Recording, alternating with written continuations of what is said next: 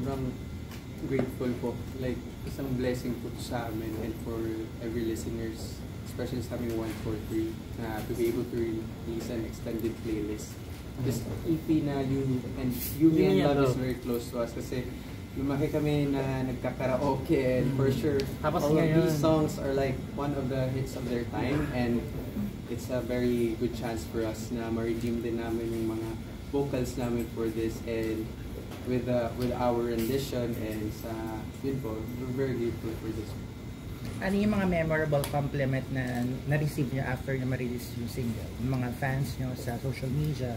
So far po, for sure, mag-aano yung voice. Yung parang pinaka-tumatak po sana and very grateful po kami is yung kapag sinasabi nilang sobrang ganda ng vocal arrangement. Kasi grabe po talaga yung ginawa ng producer ko namin. Even kami pong fight talagang ano po parang usually po kasi kapag nagre-record po kami before parang ginagawa mo ng producer tapos i-record namin. Pero this time po parang sa studio na po kami parang nagka-come up ng mga kung ano-anong baka anong pwedeng harmonies ilagay kaya tagus po sa puso namin yung mga ganung compliments. Siguro when people say na parang after a year na since we debuted, parang we're starting to really get the hang of our branding, what we really sell as a group, and I think important it kasi lahat naman ng groups go through that phase po na parang we really need to look for our niche, and we're happy and grateful whenever we receive comments like that. Mas kilala na namin yung mga sarili namin. Saka siguro yung isang magandang feeling din, kasi every time na kinakanta namin, ang daming tao nakakasabay kasi alam nila yung kanta. So, so masarap sa feeling na parang, alam mo yan, nakikipag-duet yung mga listeners namin. Ayan. Have you met the original singer of Laging Naroon Ka? Haven't yet. Pero you want to perform with the original singer. Sana po collaborate. And also with Zia for... Yes, ako na lang. Sana po, it would be a dream to be able to do that. And the mere fact po na they gave us a free go to do their songs, it's truly an honor. And we have so much respect and love for them. So hopefully po, marami namang possibilities are endless naman na ngayon. So Ma-meet and hopefully ka-work namin sila. Tsaka si Ate Caris na bahala lang. Go Ate C. Ate C na daw bahala. Tsaka si Ate Ina na bahala. Paano ba yung naging process ng pagpili ng song? So, Madugo siya pero I think it all boiled down to the idea of karaoke po. Like what Jeff said earlier, Filipino culture will always include karaoke, and the way we want to elevate OPM is through that. We want to pay homage to the artists who performed these songs na maalala natin our roots in OPM, and I feel like as a group we wouldn't be able to move forward if hindi namin sila mabigyan ng ganitong ma-pay homage talaga po. So ayun, we're grateful for our team in UMG and Republic Records Philippines, and of course with Cornerstone because they're able to assist us through the process of selecting the songs, and they gave us the privilege and the free will naman to be able to choose the songs. But at the end of the day, it's them who know better for us, and we trust them. Isang binigyan nila kami ng isang catalog talaga. Not just 12 songs, but it's like more than 100 list of songs, like compiled to a PDF, like being sent to us in the email. Like, ito yung mga choices nyo. So, sobrang sa lahat ng yun with the help ng Republic Records, yung management namin, they know what's best for us, and kami din, we believe in the track na ibibigay sa amin, then yun why we came up with the 5 songs. Kaya binuhos din talaga namin po yung lahat na makakaya namin sa pagbuo ng mga kantang to. Kasi syempre, umaga pa, ito yung mga kanta na, lahat naman, I guess mag-aagi, these songs are timeless and classic. So I guess yun din po yung isang pinagpapasalamat. Saka shoutout rin kami sa mga producers namin, Kuya Rizzo, Kuya Gab. Thank you so much for helping us out. Sobrang sarap nila ka-work as in. Sobrang smooth. Napakinggan ko, bawat isa sa inyo ang ganda ng boses. So paano yung hatian doon sa parts na... Pato-bato. Mas ano po siya usually po gumagawa po kami ng parang first set ng line-up, and then kapag nasa studio na ay, Ben, siya makagano. Pero yun nga po, may first set po kami ng lineup na kung sino po yung kakanta. But then, kapag nasa recording booth na po, kasi minsan Mga nag-change. bigla.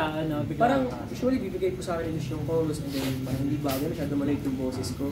So magiging ano po siya, i-audition po namin kung kanino. Yeah, and what's good po sa aming lima, we don't have any egos naman coming into the studio. We're really, as a team po talaga kami na parang we want what's best for the song. If in case in the future walang part si ganito sa ganyan kasi hindi lang nagfi-fit, wala po talagang nagkakasamaan ng loob. Like, we're just down to do what's best for the group. And that's the goal always. Dati po baliktad mas gusto po namin walang parts. Yung mga sabay. Dahil po baliktad, mas gusto na po namin kami ulit kasi mas mahirap yung harmonies. Totoo yun. Yung harmonies kasi. Galit na. So initially, Kuya Josh is the one doing the partitions. Or nung pag sumampa na kami sa studio, may changes and everything kasi iba naman talaga kapag you're in the booth na. Sometimes kapag andun ako tapos sobrang taas na or parang ganyan. So he needs to I need to address it. Kami naman sinabi naman kaagad na can you try this one ganyan. So we give them all the chances then for the line kasi we believe nga na may mga kanya-kanya kaming boses yung showcase na yun gusto namin yung anong mas best for the track in each line in each part. Minsan nag-audition pa nga kami para sa mga parts na binibigay niya. Parang ganito po. RZ, try mo nga. Parang ganito po. And then we decide with each other. Kami lang rin po. Minsan pag si Kuya Raizo and si Kuya Gab, our producers, will also help us out. Parang, oo nga no. Oo, ganun po siya. Papasok po kami sa booth po, isa-isa po. Tapos itatry namin i-record. Parang okay to Kung kanina mag-best fit yung kaya pumabot po kami ng 16 hours mag-record. Dahil sobrang haba po talaga ng nangyayari sa loob. Yung experiment niyo. Yes. Surprisingly po, kahit alam na namin yung parang yung strengths po ng isa't isa. Parang ang dami pong nagiging bago sa loob ng studio. Ang dami pong lumalabas na pagandun na. Kahit lalo na sa mga leads. For ako na lang, di ba, parang na-realize namin ako na lang really suited Brian's voice. So, we really need to amplify his part sa ako na lang. Sino po ba? Bye. Sample. Hi, Jamie from Soundcheck Manila. Nakita ko kayo nung premiere ng Disney. Disney premiere, nakita ko kayo. Tapos, kasi I've been watching your video, so nagpa-picture tayo. So anyways, share ko lang. So do you guys do original songs then? Who's the role? Is there a main composer? Is there a main dancer? Main spokesperson sa inyo? Ganyan. And what's gonna happen with your original songs? Since pretty much these are, So for our roles po sa mga original songs, right now po, ang mga main composer po for now is si Jeff po and ako. And then si RZ po yung namin siya po yung talaga yung tenga po ng grupo. Like siya po yung gumagawa ng mga harmonies. Yung mga complicated na harmonies, RZ yung gumagawa. No, kahit tahimik lang yun. Siya po yung pinakamatalas ng tenga. And si Nico po yung sa dance. Choreographer. Siya po yung gumagawa ng kahit yung mga small dances po namin. Wow! So nakasayaw din kayo? Ito yung spokesperson namin talaga. Si Josh po yung nasa stage na kami, ma'am. Basta yung pinakamadaldal. Siya po yung vocal coach. Wow! Sobrang all-in mo. Walang mahihain sa inyo. Mahihain. Actually kami pong dalawa ni Josh, super mahihain po na. Very good din training sa inyo. Sa lahat kayo, very expressive. Oo, ako po. Iba't ibang personalities. Iba't ibang levels. Dynamics naman. So yan, for our originals naman po, we're in the works with our label of course. We're just doing all of our promos for Yumi and Love of course. And on the side naman, may mga nakabangko na rin po kaming songs that we are working on. We're trying to improve on. Kasi if anything after this EP, we don't want to release anything that's not the best of our capabilities. And who knows, maybe for our originals we can play up with other genres. We'll see what happens. Kasi we'll have a studio time for that too. And we really want to be immersed in songwriting and producing. How about your performances? Are you planning to do like any kind of show in the near future? Ayan. Glad that you asked. So on June 13, Atmosfera Poblacion po, that will be at 7 p.m. po. We will be having an EP launch for You, Me, and Love. Ayan, so we're going to have a show there. We're going to be performing live all of our tracks. And ayan, free admission po siya. So if anyone who wants to come, ayan, everyone's welcome po there. Our 143 of course is welcome. And of course, our friends from the press, maraming salamat. Kami na po ang nag-decide, makikita-kita po tayo. Tatandaan po namin yung mga mukha. May picture namin. Party. Papapicture na po namin kay Ate Karen. May checklist po. May checklist na po. Ay, soundcheck ko na. Memorize mo na yung 7. Opo. Yun po. So, ayan, June 13, sana po magkita-kita tayo lahat. You, Me, and Love EP launch. Alright, since there have been like performances already of other groups internationally, are there plans for you to do the same? Like somewhere to actually explore in the near future too? Sana if pabibigyan ulit kami ng chance kasi last year after our debut nag-perform po kami sa Singapore along with Dini, BJY, ONXOXO. So hopefully this year meron din ulit and we're very open naman sa lahat ng possibilities. Sana may part 2. Parang any chances po to, you know, to showcase OPM in an international scene po. And also locally. Of course, we want to actually ikutin po yung buong Pilipinas po because we believe so much in these songs and its power to be able to, you know, mas makapag-relate po kami sa mga iba't iba. And especially galing kami sa iba't ibang parte rin ng Pilipinas. Mindanao. So, di ba masusurprise tayo kapag may message, boys, nyo naka-pencil book na to So baka mga ganyan, out of the country, ganyan. Kami din nasusurprise na lang kami sa mga binibigay na gigs and projects sa management namin. Sir, for more stories. Na-mention niya yung Beanie. So may mga gusto ba kayong collabs with girl groups or other boy groups? May dream collabs ba? Or with solo artists din? For now po, mas gusto ko po talaga makakalab yung mga mga sister groups po naman yung boy groups dito sa corners to G22, Aja, and Vision. And sana po ayun lang muna for now. Pero syempre, we also wanna collab with Beanie and SB19 talaga. Ako naman po, for the solo artist, siguro yung yung mga original singers po ng tracks ng EP po namin. I'm hoping na sana sana makapag-collab kami soon na manifesting na ngayon. Sana. Boys, nag-i-effort ba tayo? Kasi from the last time I saw you guys, you're a lot thinner now. Nag-gym po ba tayo? Umaakyat ako. Every day. Umaakyat po. Nag-wall climbing po ako. And it's really like my newfound hobby. And yun, I'm very excited to climb with the boys. Nahihiya lang ako when I ask something. Pero I'm excited na mag-climb, wall climbing kami together. Pero siguro yung reason. Tapos yung diet siguro din. Your diet? Tapos Josh, mag-gym nga tayo kasi parang... Ako po yung pinakatamad mag-workout. Pero hindi na lang ako nakain. Hindi ako nakain. Totoo po yan, hindi ko kumakain siya. Hindi lang siya, hindi niya happy. Tamadin lang ako. Tamadin lang. Pero kapag kumakain, madami din. Isang pero mas maraming kape. Parang kailangan lang rin namin kasi to be in tip-top shape because marami pong ginagawa and we can't afford to get sick right now. So I feel like it's part of our lifestyle na rin talaga. Most of us, we try to be as active as we could. And vitamins also. Hindi naman siya prerequisite. We're very masaya kami because our management are really keeping an eye on us na it's more important to them that we're healthy mentally and own efforts na lang namin if we really want to take care of ourselves because kung maayos po yung health namin, I think everything else follows. Ikaw, RZ. Baka si RZ gusto mong share, RZ. Pakita mo ang abs mo din lang yan. Dito ka pa ba? Ito yung naging... Hoy! Nag-change ba ang dynamics niyo from 1 year start? You think? Sir, for me yung wait lang. Yung closeness po namin, parang mas lalo siyang well-founded na siya ngayon. Kasi nga, siyempre through experience din. Yung mga sinishare namin sa bawat isa. Plastikan mo na kasi Plastikan lang. Pero totoo po yun. Ang laking tulong po nung nagawa nung nagsama po kami sa isang bahay, mas ano po, mas alam mo yun, parang nakikilala namin Parang mas lalo naging close tayo nang hindi na tayo magkakasama sa bahay. Parang mas naging close natin kami. Nagkaroon ng ano, ng hindi na kayo nagkakasawaan sa mga itsura. Saka our individual growth keeps getting better kasi we respect each of our time.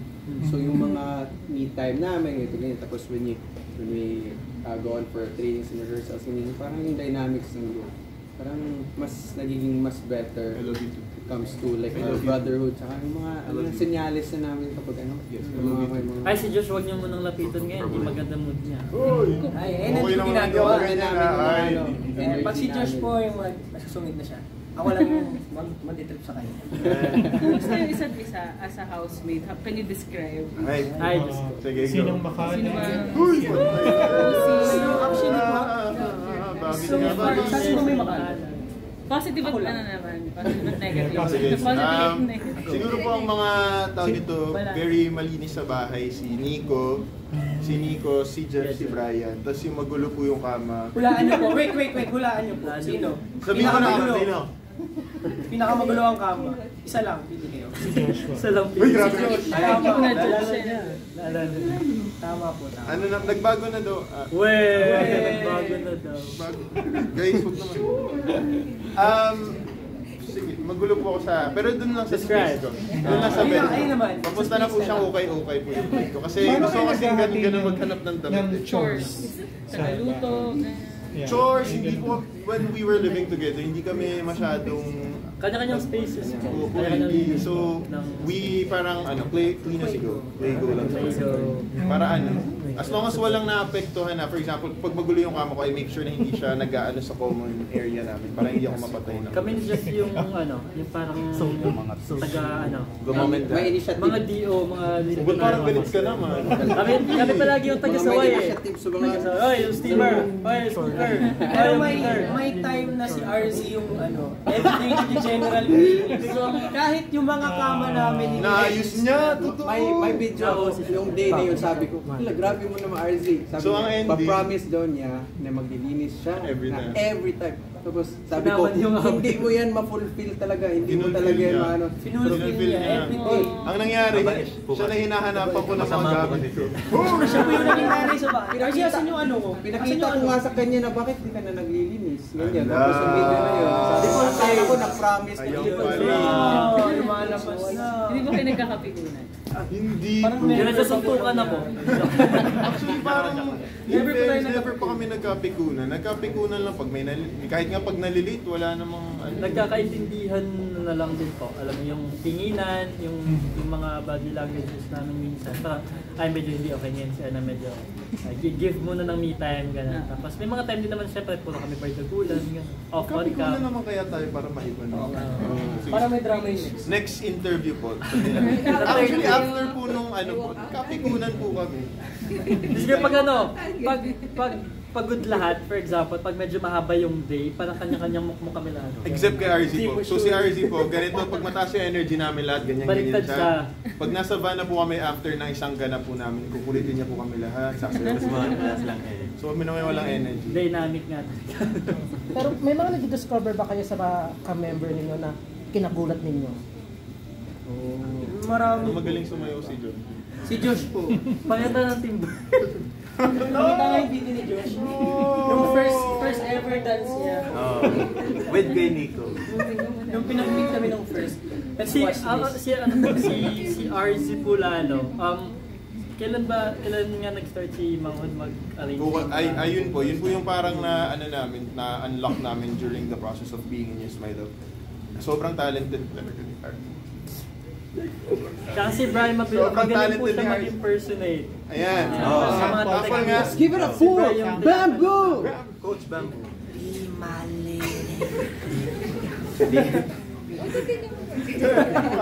Wala na yun.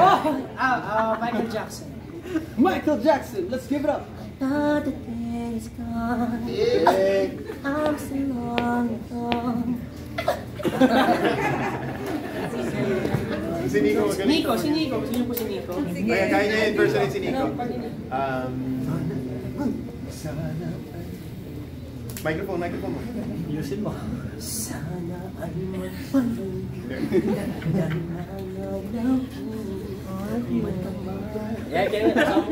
Kaya niya po yun. Kaya pag nahihirapan ako sa recording, si Bray yung nakatutok sa akin palagi. Kasi minsan hindi ko alam paano siya kunin. Tapos, kasi ito yung ginagawa mo. Tapos i-explain niya sa akin paano ko pero siya ginagaya niya po. Surprisingly, yung pagiging impersonator ko, nakakatulong. Ang laking tulong. Actually sa amin Locate lahat. the note or like, anong placement. Placement. Good. Ganyan. So, May tulong very helpful lahat. Hindi lang pala siya pantry. Pero paano kayo naapektuhan dun sa naging pagbabago sa grupo ninyo? I guess po it's a good change naman po. So as long na tawag dito, nakakatulong po siya sa growth namin individually and as a group. I guess we're very welcoming with all the opportunities na makakatulong sa amin sa lahat ng bagay. Especially sa mga songs, from the people na ibang artists din na nakakausap namin, Kuya Eric, Ate Yeng. Ang dami po nila actually nagbibigay sa amin ng advices na na-apply namin right now. So, hopefully madami po kaming mas makausap pa kasi ang dami namin natututunan And kumbaga parang nasa classroom setup po kami na parang sobrang eager po talaga kami matuto din on our own. Gamit po yung mga guidance po ng ibang artists, yung mga veteran artists. Tapos, syempre, management, ganun, and through experiences at the same time. And ayan din pala po, abangan niyo po yung mga originals kasi may mga collaborations po with different artists. Sila po yung nag-produce, kaya next time yan. Next time. Darating tayo. But you've recorded it already? Yes. Some Ito po siya. One, two. Na-record na po. How does it feel that you have a lot of fans now? 143, hi! Sobrang nakakataba talaga ng puso, ma'am, na to have them here and to have all of our 143, like we see the numbers grow. Like kami sobrang thankful lang talaga namin, kami tsaka yung mga suporta na solid talaga, Luzon, Visayas, Mindanao, kahit saan. Singapore! Yes. Singapore. The 143 family is growing and we couldn't ask for more. Just thank you. Kasi how do you guys stay connected sa mga fans niyo? Like, biro ba kayo mag-live, FB, or may sarili ba kayong FB community na kayo lang? Actually, lahat po ng nabanggit niyo po. Kasi nagsistream po din naman kami. Tapos, lahat ng social media, ayun, sa mga pictures po namin, mga tweets, mga events. So, from time to time, gusto po kasi nila yung yung sinasakal natin. So, yung mga nagpa-Barda Gold, yun po yung yun naman po yung love language. Barda Gold. Yeah, Barda Gold. Love language ng mga 143 namin. Barda Gold talaga. Pag-Barda Gold online and actually in person. Online Barda Gold. Yeah. Sila pa nga minsan yung nagbabash sa amin. Sila yung nag-aangat sa amin. Sila na rin magbabash para hindi na daw lumayo.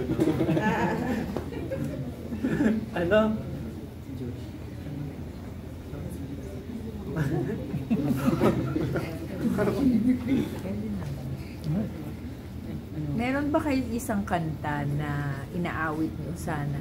Makuha nyo rin o magawa nyo ng version?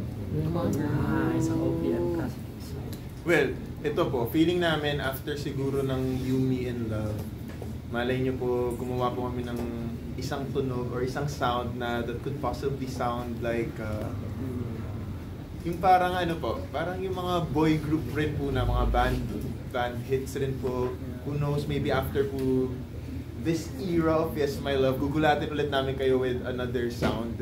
So, yun po, stay tuned for originals po talaga. Kasi kahit kami super excited din kami sa originals namin. And we know our 143 is just as excited as we all are. And ayun, actually po, ang daming magagandang kanta talaga. And sana after You, Me, and Love, after this EP, yung mga originals po talaga namin ay mapakinggan, mapasuportahan po. Kasi gusto talaga rin namin mag-explore with different sounds for this year. Did you guys listen to mga old boy groups like NSYNC? Yes! Ano kayo nata cover? So, influences nyo rin ba yun? Mga old boy groups ng 80s and 90s? Sino yung pinaka favorites? Actually, during the process of doing You, Me, and Love, we were listening to AZYET. AZYET or AZYET? AZYET. We are like huge fans of their music po. Our entire EP is heavily influenced with their harmonies, with how they sing. Of course, Boyz II Men will always be one of our favorites.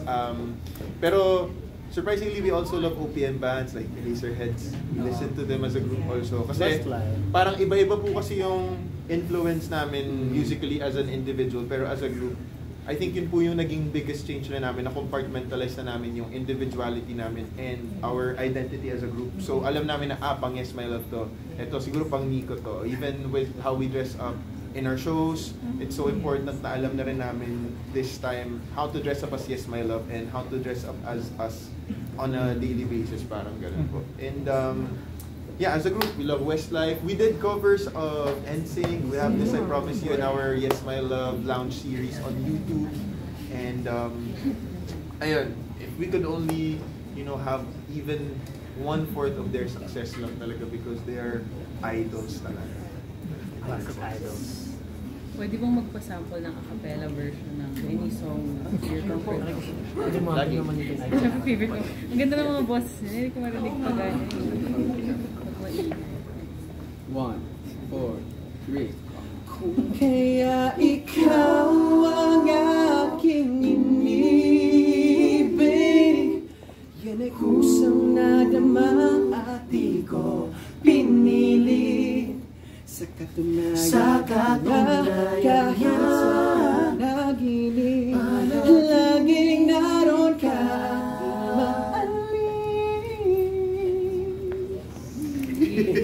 Thank you. Thank you so much. Salamat. Thank you guys. Pasampulin nyo rin si Tita K.